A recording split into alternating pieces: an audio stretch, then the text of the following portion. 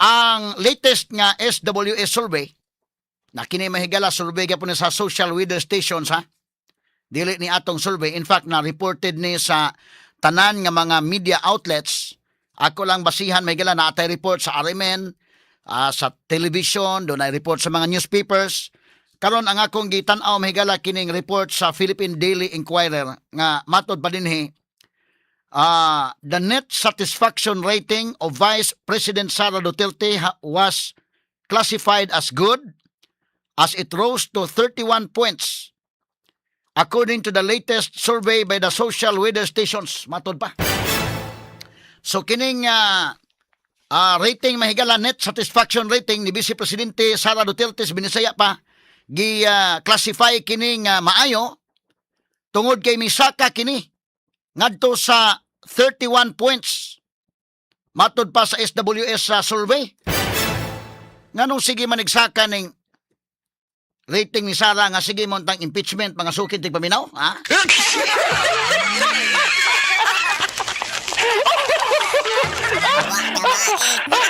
Ato lang yagi katawa wa day madutlay ni sa sunod-sunod mahigalang impeachment. Kani adto pa guni, man akong giingon ba?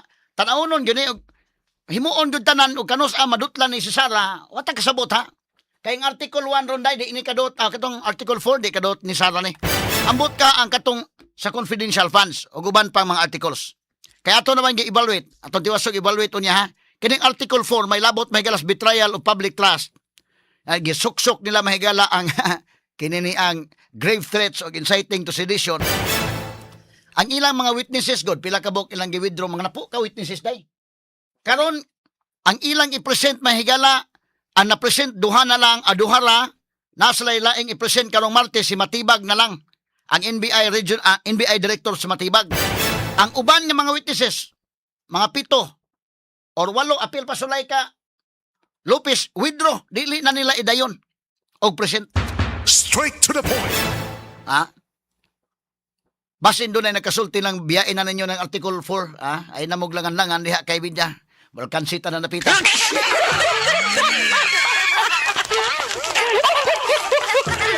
Kung imo kung i-evaluate mahiga lang Article 4, ate ba i-evaluate unya? Pwede yun, wag yun kay, di pa kung sa ba lang ba? I-evaluate ba na ito, klaro-klaro ba? O sa may nakuha ko no sa Article 4 na ba'y naproibahan? Nga si Sara Duterte mahigala iyang ipapatay ang presidente, mga kailangan iyon siyang kung mamatay ko may kinausap na akong tao, patayin mo silang tatlo, si BBM, si Lisa o si Romualdez. So far sa mga witnesses nga gipresent porbida, nahimo pang katawanan inig cross examination mga sukid tig paminaw. Straight to the So point. madlagmit doon ay nagkatambag ani nila nga proceed na lang mo sa laing articles of impeachment. Kay basig ngadto sa ubang articles of impeachment basig makatandog na dito. Kay so far wa man matandog. Gikan ba guni sa Quadcom 2024 pa na nga kuanday no? 2024 pa nga gitira si Sara. Mo ni kalainan mga sukid tig paminaw ni Sara Duterte ug katong kaniadtong Vice President Gigi Binay nga ilang gitira wa na makaabot og impeachment Binay oy. Wa naman di na kinahanglan i-impeach ka, wa naman ang iyang rating ni tibugsok man. So katong kang Binay ila po to may galang gi-operasyonan kay delikado man sa to may galang mahimong presidente tos Binay. Tay kusuga to ratings Binay mahigala at the time. Nakaingon ko ta sunod presidente ni Pinoy si Binay na. Pero ila tong gi-operasyonan tagak ang rating ni Binay. Tagak. Kung hinumdumuduha ka mga presidentiables nga gitirahan may galag investigation sa kinini ang legislative investigation igo gyud. Pero kung sana wa maigo day. Duha ka investigation na gikan sa Quadcom ngadto mahigala sa House Committee on Justice. Unya karon sa impeachment. I don't know og unsay may tabo ni sa impeachment. Kay so far insaka mahinon niyang rating. Straight to the point. Watak hibaw og basin sa sunod nga mga article so pata mahibaw. Straight to the point. Now, atong balikan mahigala. Para nga maklaro ni akong presentation ba, way bias ba? Kining akong gisulti karon report ni sa SWS survey. Social weather stations. Parihas si Sara o si Marcos, parihas lang ni Saka. In fairness ba? Para nga maklaro-klaro ba? Parihas lang ni Saka makaigalaan. Ay lang mo kay kasakitan din ha katong uban nga sakitan sa akong komentaryo. Dili man pariha man ni Saka. Asa may bias anak nga pariha man. Pakita ninyo ha. Tara, ikuan ko na to sa atong names. Nadabas sa atong social media names. Kani. Ang kang Sara ni Saka gikan sa positive 29 ni Saka to 31. Ni Saka pagyod. Ang kang BBM ni Saka masad. Negative 15. Ni Saka to negative 7. Negative gihapon, ha? Pero ni Saka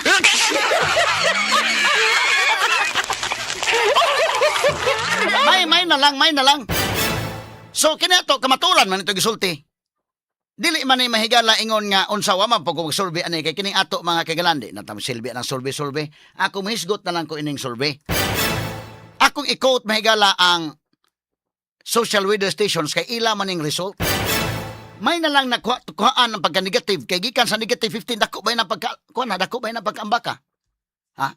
Negative 15. Unya at least karon angay ikalipay niya sa mga Marcos loyalist nga bitahan ni Saka na gitaon na negative 7 na gyud.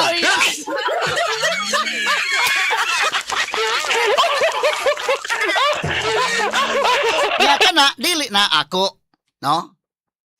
Survey kana sa SWS nya akong gikotron ang report mahigala sa Philippine Daily Inquirer nga matod pa the net satisfaction rating of Vice President Sara Duterte was classified as good as it rose to 31 points according to the latest survey by the social weather stations SWS.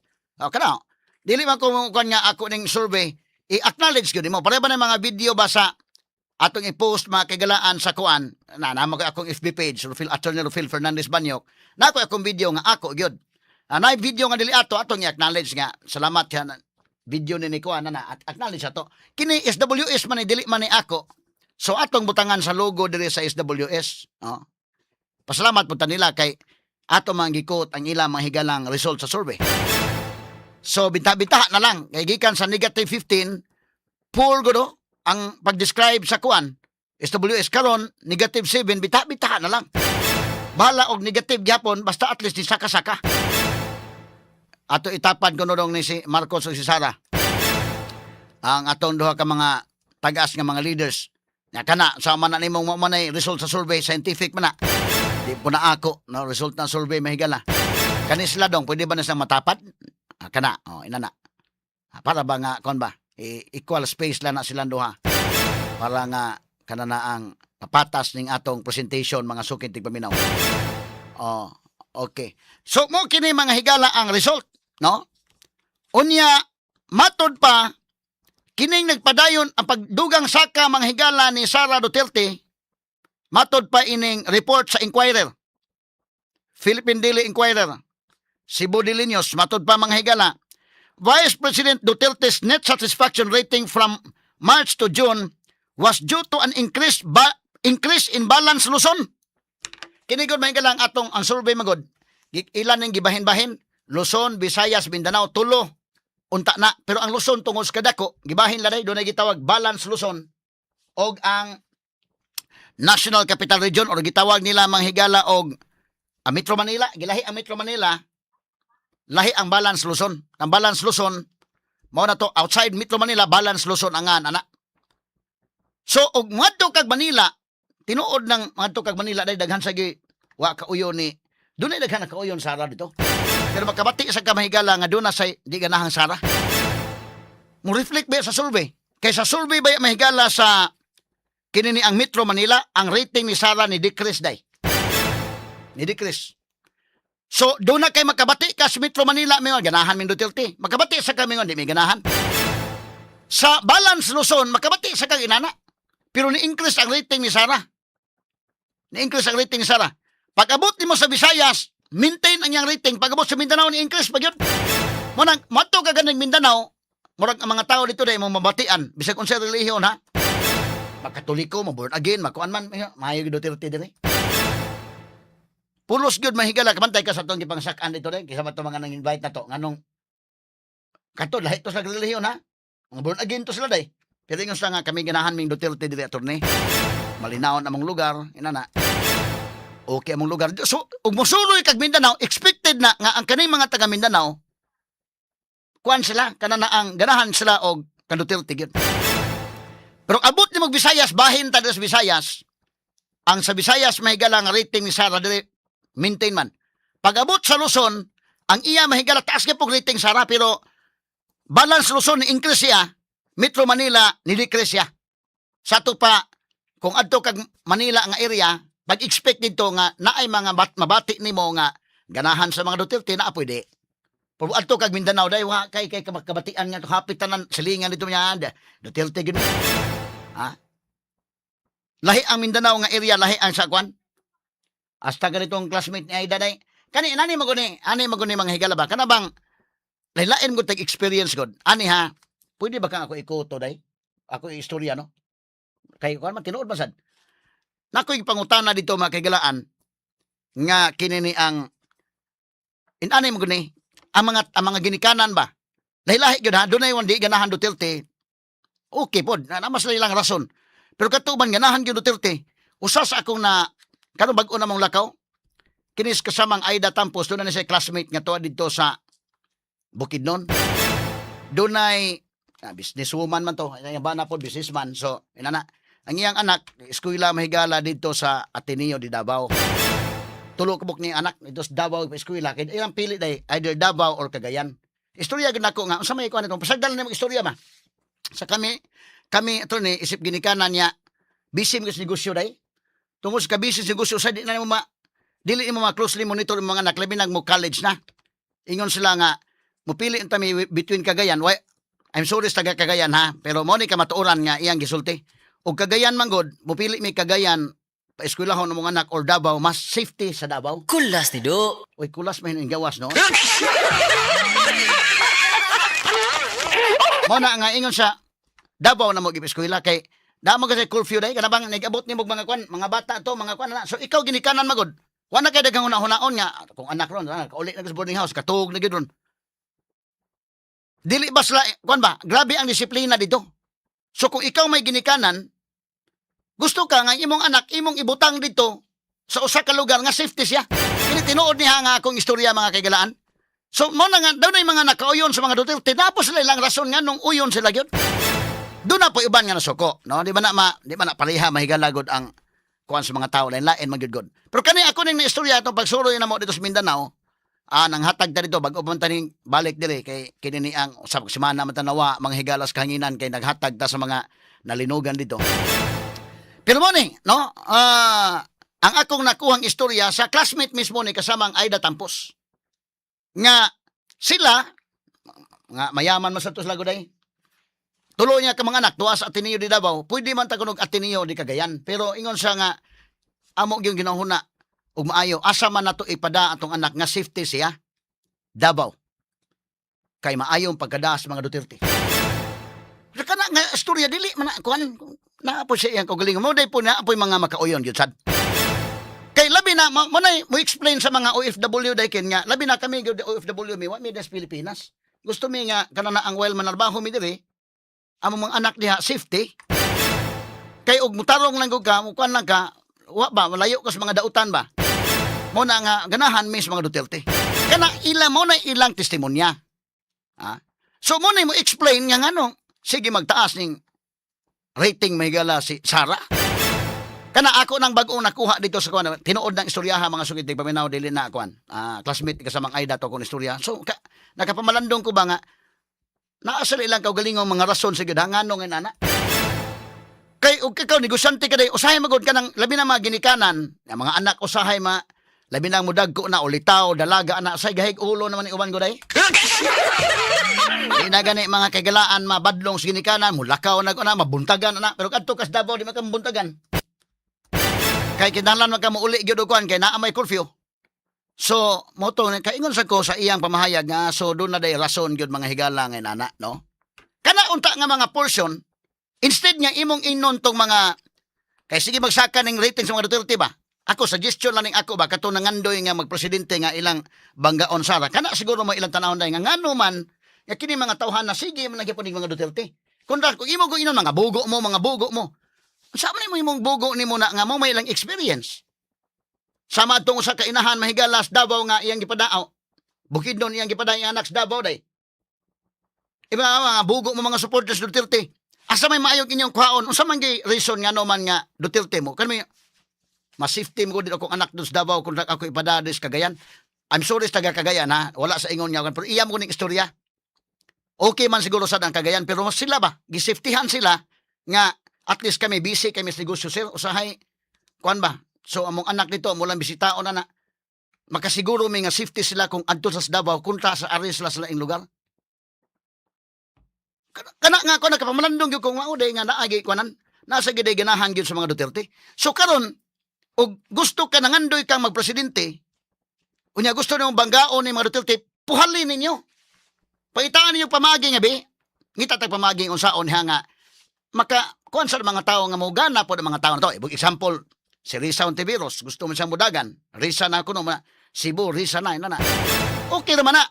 Kisa pa'y gusto mudagan, Tulfo, ina na. Masik mo siguro na itunan siguro nila nga, unsaon na to ni, nga nganong mo hugot ang mga tao.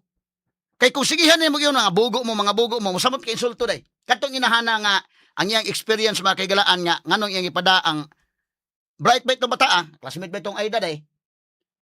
May istorya ni mo mahigala. Di man mo pwedeng pasangin lang na mga Duterte supporters bugo. Sa pagkabugo na nga, iya man ang experience.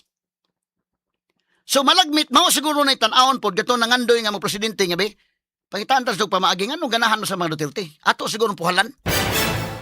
Unsaon na ito na ipagpuhal? Kay damol nga mo ingon ka mahigala nga, mga bugo, mga Duterte supporters, mga bugo na. Wala man mo kasabot kung unsay ilang tinuod nga rason. Kadto usalan to sa mga rason, daghan mga reasons, pero kadto usalan ba bago na ko nasugatan nga rason sa pagsuroy na mo dito kay pag humanog panghatagod sa Jensan, yapit mi diri sa Davao kay doon na pwede panghatagan to nga mga nabiktima sa linog sa Davao. Nya si Arnold Bustamante nang imbitar man nato nga mo labyog tag Samal Island, so dito ta. Samal Island nindot sa nilang lugar ni kasamang Arnold. Human-amo na sing gibisita nga among mga sister stations dito. So, istorya kaming si Rico and I can sige sa tanaos to mga videos, mga kuha na.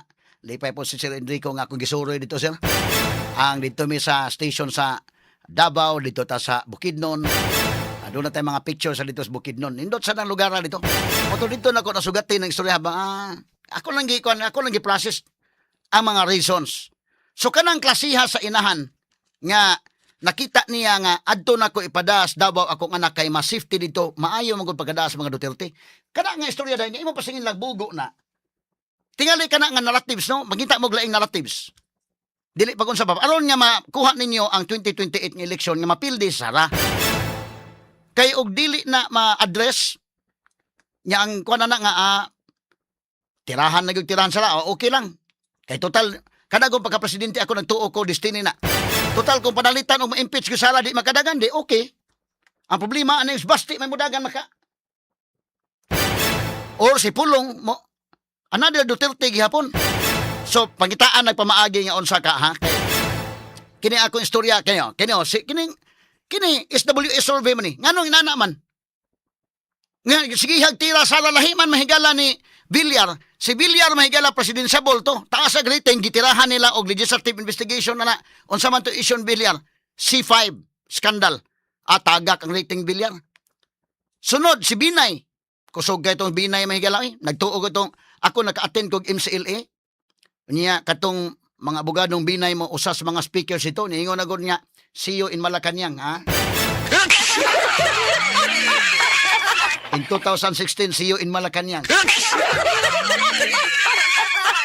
Unsa pagkasiyuhan in Malacanang gitirahan si Binay investigation hasta pa nga Sinda Binay hasta pa tagak ang rating ni Binay oy sa Makati pero tin pagkatagak ka wa na magsilbi mga kagalaan taon si Binay pero kini Sara ikapila naman kahugna gitirahan ni Quadcom pa primero sige magsaka hinong rating paghuman gitirahan sa House Committee on Justice higi gapong saka karon kining impeachment mahigala I don't know ha but kining Article 4 wa ni magkatandog ning Article 4. Ambot lang ka, okay ra po na ang hinoon. Tingali doon ay nagkatambag, proceed lang mo sa laing articles. Ha? Kay medyo alanganin mo diha sa Article 4. Atong i-discuss og dugang unya ha, kinini ang maong mga butang mahigala. Pero ang iyang latest survey nagpakita sa net satisfaction rating highest in Mindanao. 84% kung Mindanao dai, positive 84%.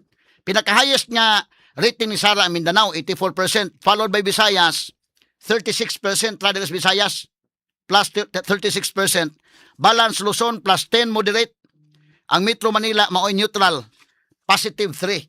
Gamay ra kay Manila, positive 3. Pero kanang positive 3 dako, gyapon na ikumpara nimo sa negative 7.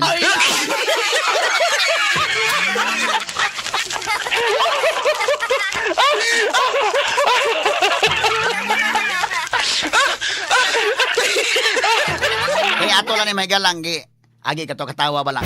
Pero unya na nato ni tiwason ha. Standby lang sa may gala ang sa RMN 558 Manila nga mosunod na karon dayon.